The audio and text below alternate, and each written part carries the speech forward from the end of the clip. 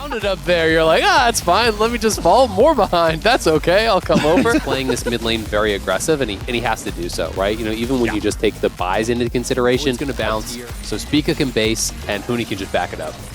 And it's 100 Thieves going in for a play on the bottom side. Sword Art jumps away, but Closer has arrived. Doesn't hit anybody with a Swirl Seed. And TSM can disengage this one, feeling pretty comfortable. Yes, of course, it is still a pretty good punish, but Spica now down here covering, and Huhi also has no flash, so they're looking for the flip.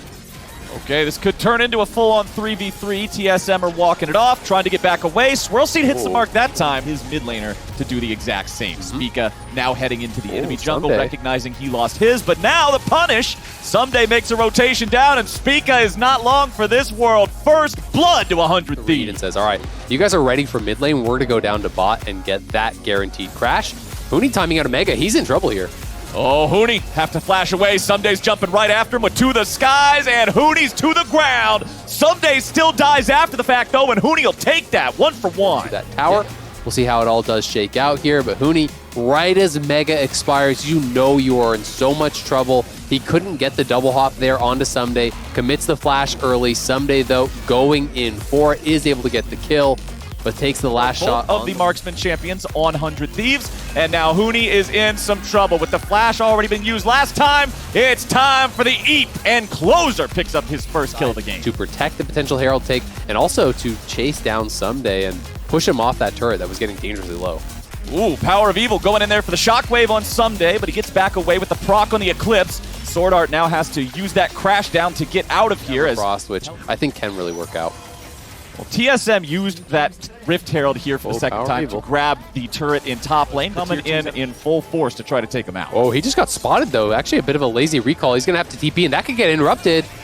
Oh, and it does. It channels just a little bit too long, and Lost ends up getting paid. If you lose at that team fight and you lose the soul sacking, you're no longer ahead in gold. You're no longer having that quick soul.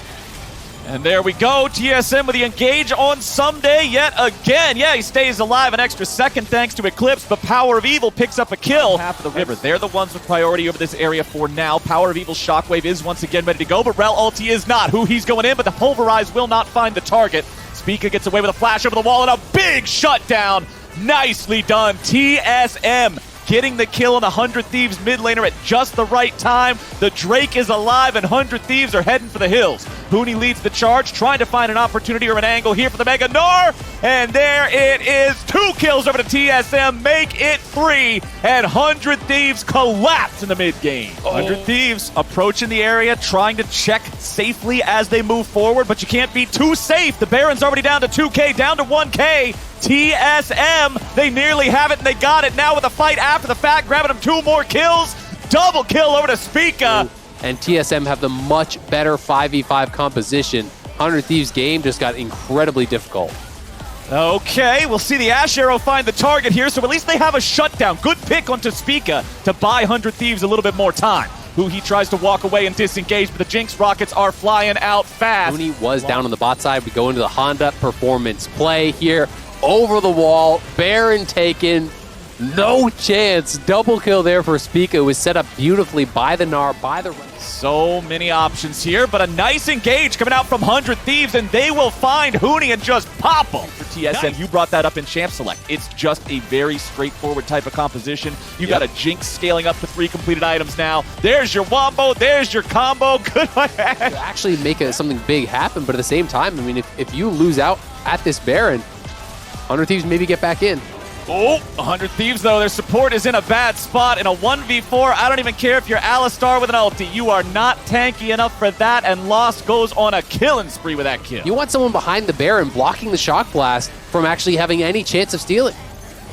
Well, the Swirl Seed goes over the wall, and Baron is secured by TSM. FBI would have needed 1 more auto attack to take down Sword Art. He will not potentially dive in with 2 members, kill him off, and look for a backdoor type play, and this is what they're going for.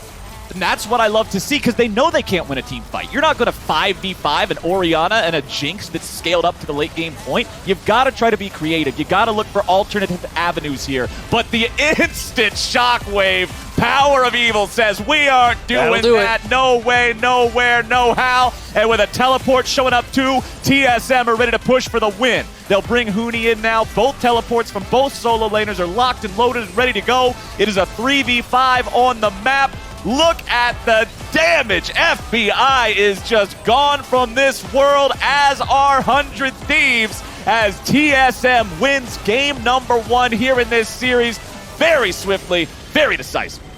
That was a really strong game here.